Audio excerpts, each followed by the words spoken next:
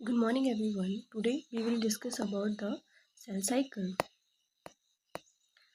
So first of all सभी को पता होना चाहिए what is cell cycle. So हम जो सेल साइकिल पढ़ने वाले हैं वो है eukaryotic cell cycle. It is an order series of event by which cell duplicate its genome and eventually divided into two daughter cell. क्या होता है, हमारे पास एक सेल है, मान लो उसके अंदर 2 क्रोमोसोम प्रेजेंट है. ठीक है, ये कौन से फेज़ की बात हो रही है? जीवन फेज़ की बात हो रही है, जहाँ पे नंबर ऑफ डीएनए कितना है या नंबर ऑफ क्रोमोसोम कितने हैं वो है 2n और कंटेंट उसमें कितना है वो है 2c. ठीक है, एस फेज़ में क्या देखने को आपको मिलेगा, जैसे जैसे सेल साइकिल आगे बढ़ेगा नंबर ऑफ क्रोमोसोम तो सेम रहते हैं लेकिन द कंटेंट जो होता है वो 4c में डिवाइड होना शुरू हो जाता है. ठीक है, तो एस फेज़ की ये कंडीशन रहती है, यहाँ पे नंबर ऑफ कंटेंट बढ़ना शुरू हो जाता है क्योंकि ये ही फेज़ है जहाँ पे डीएनए रेप्लिकेशन होगी. उसके बाद आता है हमारे पास G2 फेज़, जहाँ पे कंटेंट जो होता है वो टोटली डिवाइड हो गया होता है किसमें, 4C में. तो यहाँ पे आपको देखने को मिल रहा होगा सभी दोनों क्रोमोसोम डुप्लीकेट हो गए हैं प्रॉपरली. फिर आता है हमारे पास M फेज़. M फेज़ में आपको वही कंडीशन देखने को मिलती है जो स्टार्टिंग वाली कंडीशन होती है. ठीक है, वहाँ पे जीवन वाला ही कंडीशन देखने को मिलती है, दैट इज़ 2n और 2c वाली कंडीशन. और जो हमारा सेल है वो 2 डॉटर सेल में डिवाइड हो चुका है.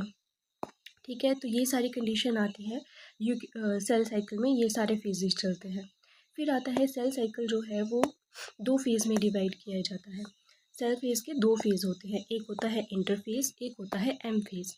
अगर मैं मान के चलूँ सेल साइकिल को कंप्लीट होने में 100% टाइम लगता है, तो इंटरफेज़ में सेल कितना टाइम स्पेंड करेगा? तो इंटरफेज़ में सेल हमारा 95% इंटरफेज़ में रहेगा और एम फेज़ में 5% रहेगा. ठीक है, तो 95% इंटरफेस में ऐसी क्या चीज़ें होती है? तो यहाँ पे होता ये है कि सेल खुद को प्रिपेयर कर रहा होता है किसके लिए? सेल डिवीज़न के लिए, सेल रेप्लिकेशन के लिए, in an orderly manner. Orderly manner का मतलब ये होता है कि यहाँ पे ये जो G1 S और G2 फेज़ है ना, ये सारे क्या होंगे, एक ऑर्डरली मैनर में चलेंगे. जैसे G1 phase is known as a gap one phase. यहाँ पे क्या होगा, यहाँ पे भी प्रिपरेशन करी जाएगी किसके लिए? फॉर द एस फेज़ की सिंथेसिस, मतलब एस फेज़ में जो चीज़ें होगी उसके लिए. फिर एस फेज़ में क्या होगा, डीएनए रेप्लिकेशन होगा. फिर G2 फेज़ में क्या होगा, जो एम फेज़ होगा उसके लिए सारी चीज़ें प्रिपेयर करी जाएगी. अभी मैं आपको बहुत डिटेल में इन तीनों के बारे में बताऊँगी. ठीक है, फिर आता है हमारे पास एम फेज़. एम फेज़ जो होता है, यहाँ पे 5% एम फेज़ में सेल अपना टाइम स्पेंड करता है and it is known as the period of actual division. क्या होता है एम फेज़? एम फेज़ में एक्चुअल डिवीज़न होती है, माइटोसिस मियोसिस वाली प्रोसेस होती है और काइरोकाइनेसिस साइटोकाइनेसिस वाली प्रोसेस होती है. ठीक है, इतनी सी बात आपको क्लियर हो गई. इसके बाद अब हम जो ये इंटरफेस के जो 3 फेज़ हैं, G1 S G2, इनको हम बहुत डिटेल में पढ़ते हैं. The first one is the G1 phase. G1 phase जो में सेल अपना 11 आवर का टाइम स्पेंड करता है, the period between the end of the M phase and the start of the S phase. ठीक है, जो एम फेज़ जहाँ ख़त्म होगा और एस फेज़ जहाँ शुरू होगा, वहीं उसी बीच वाले फेज़ को बोला जाता है G1 फेज़. अगर मैं आपको एक डायग्राम बताऊँ, ठीक है, यहाँ पे end of the M phase और start of the S phase, ये वाला जो फेज़ होगा यही होगा हमारा क्या आंसर, G1 फेज़. यहाँ पे कितना टाइम स्पेंड करेगा सेल? 11 आवर का टाइम स्पेंड करेगा. ठीक है, 11 आवर में ऐसा क्या चीज़ें होंगी? तो यहाँ पे सबसे ज़्यादा ट्रांसक्रिप्शन देखने को मिलेगी, maximum transcription, maximum translation, organelle duplicate होना शुरू हो जाएगी, न्यूक्लियोटाइड बायोसिंथेसिस होना शुरू हो जाएगी. ठीक है, तो ये सारी चीज़ें कहाँ होगी? ये सारी चीज़ें होगी हमारी G1 फेज़ में, इसीलिए यहाँ पे सबसे ज़्यादा सेल जो है अपना टाइम स्पेंड करता है. फिर आता है सेकेंड हमारे पास एस फेज़. एस फेज़ जो होता है वो होता है 8 आवर का. This is the period of DNA synthesis. यहाँ पे क्या करी जाती है? डीएनए सिंथेसिस करी जाती है, डीएनए रेप्लिकेशन वाली प्रोसेस चलाई जाती है. ठीक है, डीएनए रेप्लिकेशन होगा तो मतलब यहाँ पे क्रोमोसोम क्या करना शुरू कर देंगे, डुप्लीकेट होना शुरू कर देंगे. उसके बाद यहाँ पे होता है यूक्रोमैटिन रेप्लिकेशन. यूक्रोमैटिन से आप क्या समझते हो? Euchromatin are the transcriptionally active region. ठीक है, उनकी रेप्लिकेशन होना शुरू हो जाती है इन अर्ली एस फेज़ में. फिर आता है हेट्रोक्रोमैटिन रेप्लिकेशन. वहाँ पे क्या देखने को मिलता है आपको? Heterochromatin are the inactive region, but heterochromatin का के भी 2 रीज़न प्रेजेंट होते हैं. एक होता है कॉन्स्टिट्यूटिव रीज़न, एक होता है या फैकल्टेटिव या ऑब्लिगेट टाइप बोल सकते हो आप. ठीक है, तो वहाँ पे भी हमारी रेप्लिकेशन थोड़ी बहुत चलती है, इसीलिए लेट एस फेज़ में हेट्रोक्रोमैटिन रेप्लिकेशन देखने को मिलती है एस फेज़ में. और मोस्ट इम्पॉर्टेंट यहाँ पे एस फेज में बनता है हिस्टोन। हिस्टोन सिंथेसिस क्या होती है? हिस्टोन होती है हमारी जो क्रोमैटिन को ऑर्गेनाइज रखने वाली प्रोटीन होती है, ठीक है। न्यूक्लियोसोम ऑर्गेनाइजेशन में हिस्टोन का बहुत इंपॉर्टेंट रोल होता है। There are different type of histone. First आता है H2, H3, HA, HB और H1। H1 is a linker histone, ठीक है। ये ऑक्टाड फॉर्म में प्रेजेंट होती है, ठीक है, दो दो की फॉर्म में प्रेजेंट होती है, ठीक है। हिस्टोन को बहुत अच्छे से डिटेल में हम आगे चल के पढ़ेंगे। फिर आता है यहाँ पे सेंट्रियोल डुप्लीकेशन। एस फेज़ में क्या होता है? एस फेज़ में सेंट्रियोल डुप्लीकेट होना शुरू हो जाते हैं। आफ्टर दैट फिर आते हैं हमारे पास G2 फेज़। G2 फेज़ में सेल अपना 4 आवर का टाइम स्पेंड करता है, ठीक है। यहाँ पे किसके लिए प्रिपरेशन करी जाती है? क्योंकि इंटरफेज़ भी ऐसा ही फेज़ है जहाँ पे सेल अपने आप को प्रिपेयर कर रहा होता है for the actual division, that is M phase के लिए। इसीलिए G2 फेज़ जो है वहाँ पे 4 आवर की हमारे पास टाइम स्पेंड करता है cell. It is a preparation for the initiation of M phase. क्या होगा यहाँ पे? ट्यूबुलिन की सिंथेसिस होगी। There is a separation of chromosome, ठीक है। सेंट्रियोल डिवाइड करना शुरू कर देंगे, डिवीज़न होगी। यहाँ डुप्लीकेशन हो रही थी, यहाँ डिवीज़न होगी, ठीक है। ट्रांसक्रिप्शन और ट्रांसलेशन भी G2 फेज़ में आपको देखने मिलेगा, लेकिन low as compare to the G1। ऐसा नहीं है कि मैक्सिमम होगा। मैक्सिमम कहाँ पे होता है? G1 में होता है। यहाँ पे भी होगा लेकिन कम अमाउंट में होगा। फिर आता है सबसे इम्पॉर्टेंट फेज़, वो है हमारा M phase, which is the phase of actual division. यहाँ पे सेल 5%, आपको मैंने ऊपर भी बताया था, 5% टाइम स्पेंड करता है, मतलब 1 आवर का टाइम स्पेंड करेगा यहाँ पे। यहाँ पे क्या होगा? कायरोकाइनेसिस और साइटोकाइनेसिस वाली प्रोसेस होगी। तो karyokinesis is the division of nuclear content and cytokinesis is the division of cytosolic content, या it is a cytosolic division, ठीक है। तो एम फेज़ जो होगा वही हमारा एक्चुअल डिवीज़न वाला फेज़ होगा। फिर आता है हमारे पास G0 फेज़। अब ये G0 फेज़ क्या है? ऐसे सेल जो डिवाइड करना जिन्होंने बंद कर दिया है वो सेल जाते हैं हमारे G0 फेज़ में। G0 फेज़ भी दो तरह का होता है, एक होता है रिवर्सिबल, एक होता है इरिवर्सिबल। अब ये रिवर्सिबल और इरिवर्सिबल क्या है? रिवर्सिबल का मतलब होता है जो सेल वापस से रिवर्स हो सकते हैं अपनी डिवाइडिंग स्टेट में, ठीक है। Caution state represent a reversible resting state, और इरिवर्सिबल स्टेट वो स्टेट होगी जहाँ जो सेल अपना दोबारा डिवाइडिंग स्टेट में नहीं आ सकते हैं। These are the senescent cell, terminally differentiator cell. For example nerve cell और मसल सेल।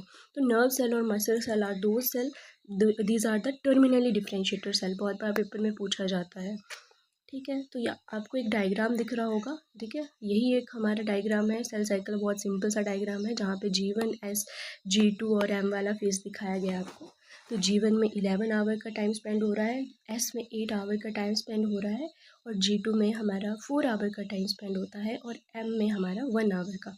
जो सेल डिवाइड करना अब जिन्होंने बंद कर दिया है वो जाएंगे हमारे G0 फेज में, ठीक है। दे आर द, या तो वो टर्मिनली डिफ्रेंशिएटर सेल होंगे, या तो वो रिवर्सिबल सेल होंगे, या क्यूशन फेज वाले सेल होंगे। सेल साइकिल को पढ़ते टाइम आपके कुछ की पॉइंट्स हमारे अपने माइंड में याद रखने होते हैं। फर्स्ट आता है सिक्वेंशियल प्रोसेस होती है।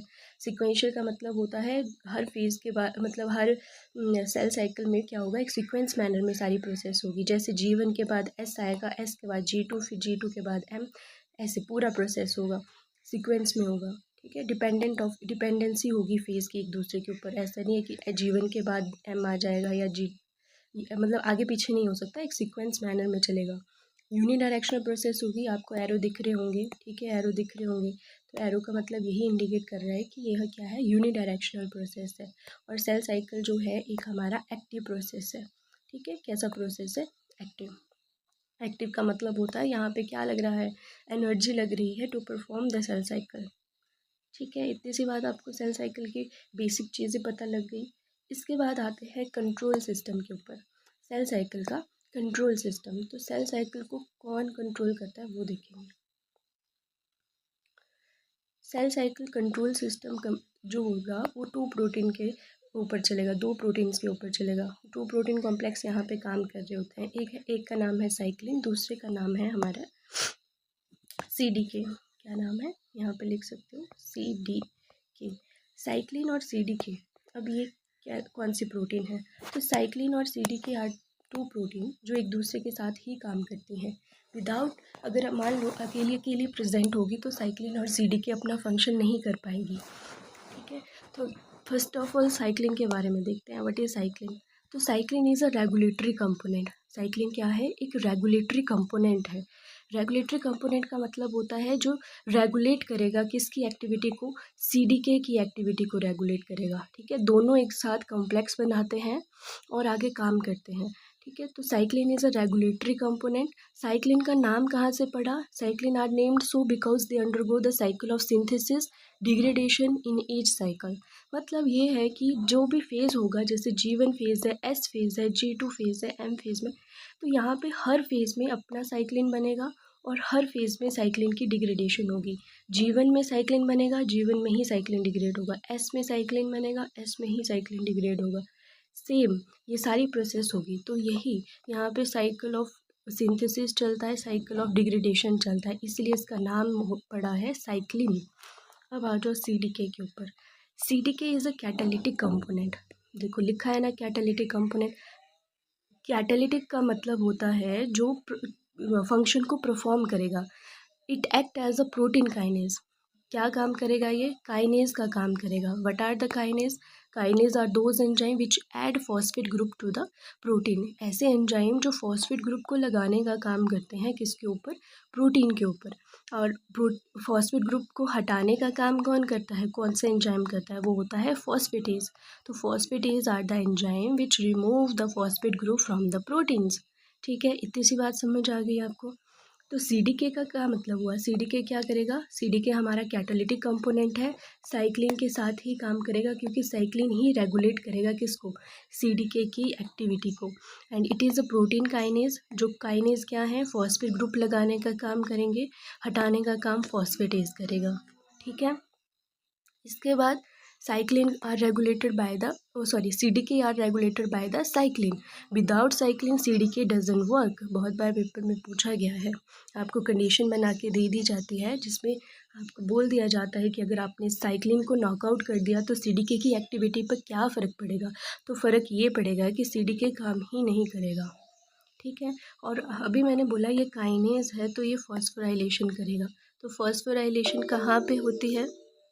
फॉस्फोराइलेशन होती है हमारी स्पेसिफिक पोजीशन के ऊपर। कहाँ पे? स्पेसिफिक पोजीशन होगी प्रोटीन में, वहाँ पे फॉस्फोराइलेशन होगी। जैसे सेरिन हो गया, थ्रियोनिन हो गया, these are those amino acid जहाँ पे क्या होगा?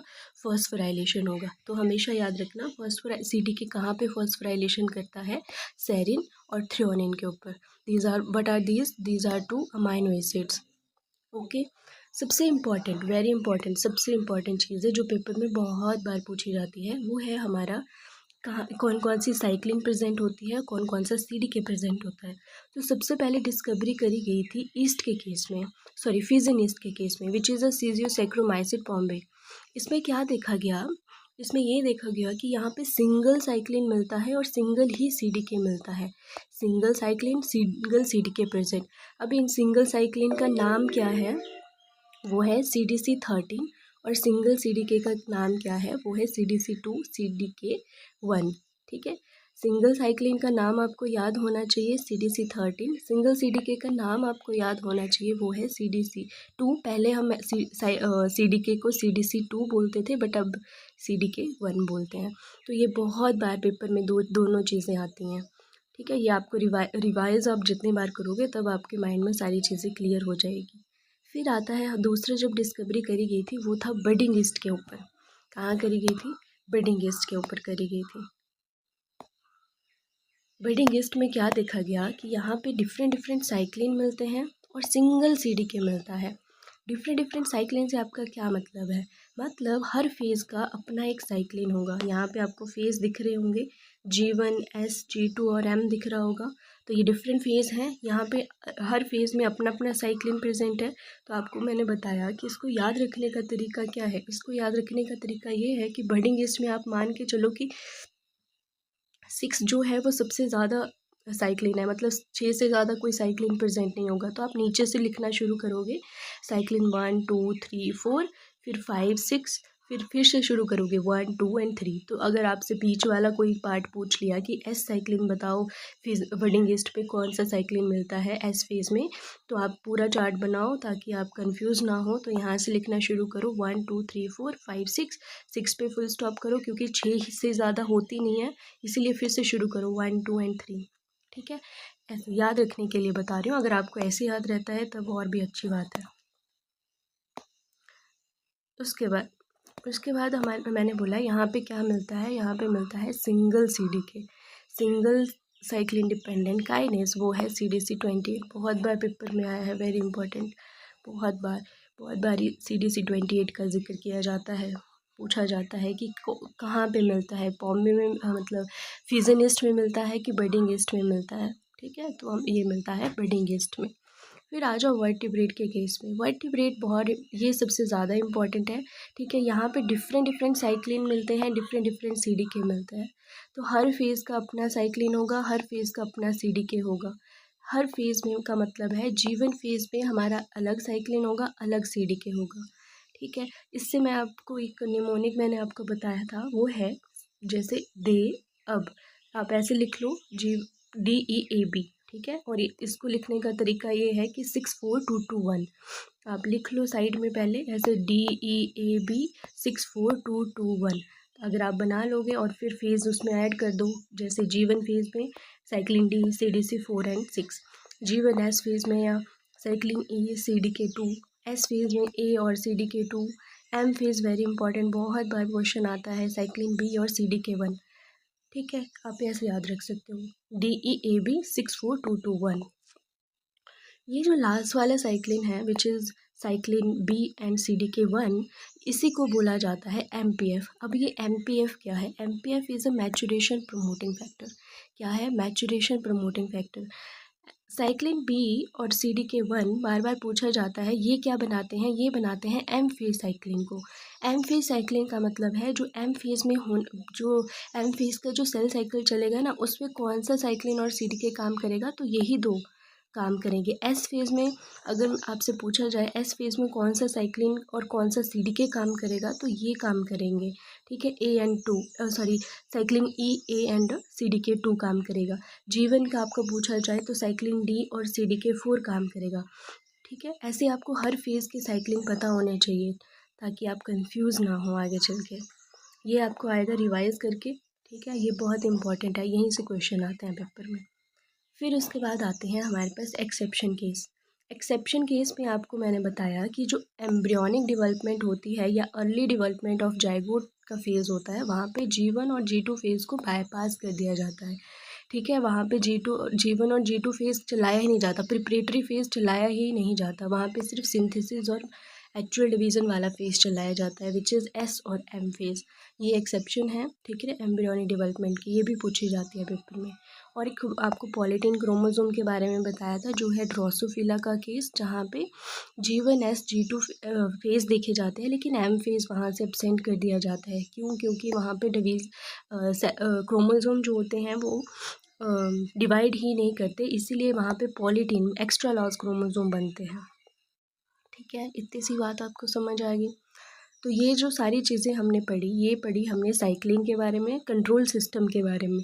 ठीक है, कैसे हमारा कंट्रोल सिस्टम चलता है, कौन सी दो प्रोटीन हैं जो कंट्रोल करती है पूरे सेल साइकिल को, तो वो होगी हमारा साइक्लिन और CDK। साइक्लिन जो होगा वो हर फेज़ में बनेगा, हर फेज़ में डिग्रेड होगा। CDK क्या करेगा? CDK हमारा इसके बिना, साइक्लिन के बिना काम ही नहीं करेगा। CDK का काम एक ही है, क्या? काइनेज एक्टिविटी है, तो ये सिर्फ फॉस्फेट ग्रुप लगाने का काम करेगा।